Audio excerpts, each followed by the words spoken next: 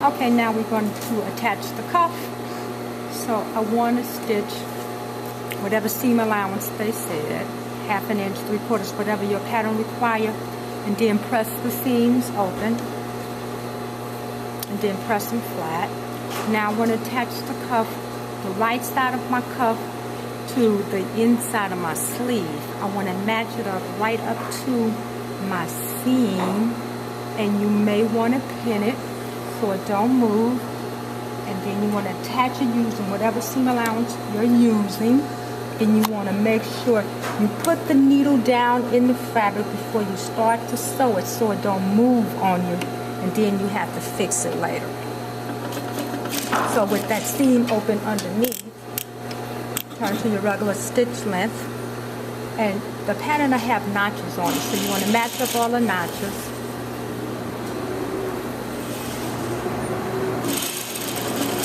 I already have my pleats pinned, and then I stitched them in place so they wouldn't move.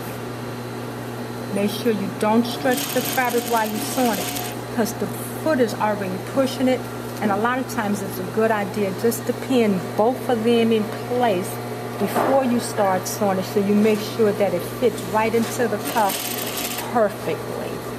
Now sometimes I have to readjust my pleats, so sometimes I like pull this out and make the pleat a little deeper if it don't want to fit into the cuff.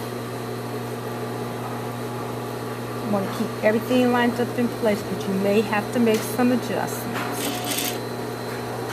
And these pleats just not that deep. And then I'm going to stitch it all the way down, the same thing, to the very end, and make sure you back stitch so you'll lock it in place. Now what I like to do is take the cuff, adjust it, and take this and flip it over, sandwich them together, and then continue to stitch.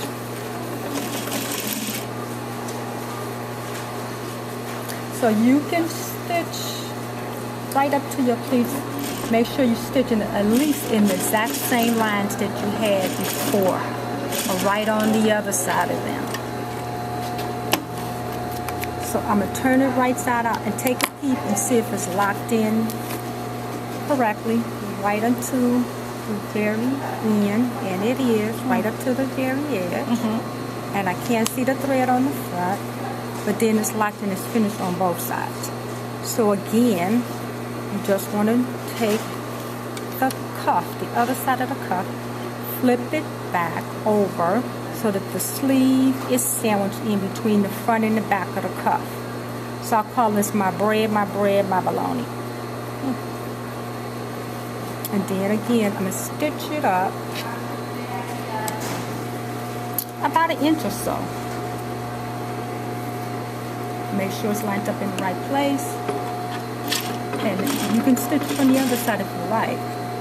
So you can make sure you're stitching them in the same place.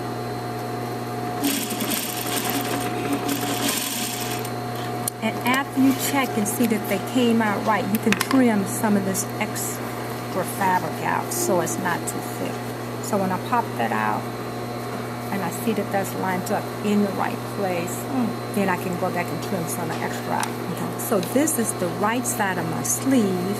Now all I need to do is line this up, pin it in place. If like, you can do a basting stitch so that you can control it in case you have some ease.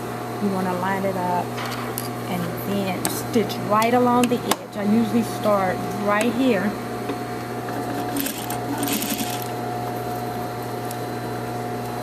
Tuck all of my little threads in there out of the way so you can't see them. And then I'll edge stitch. Tuck those in.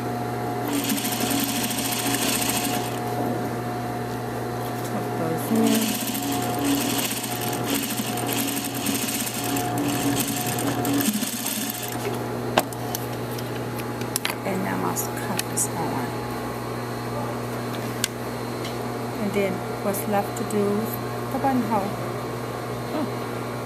Alright, trim all of the thread. Okay. Thanks, babe. Yes.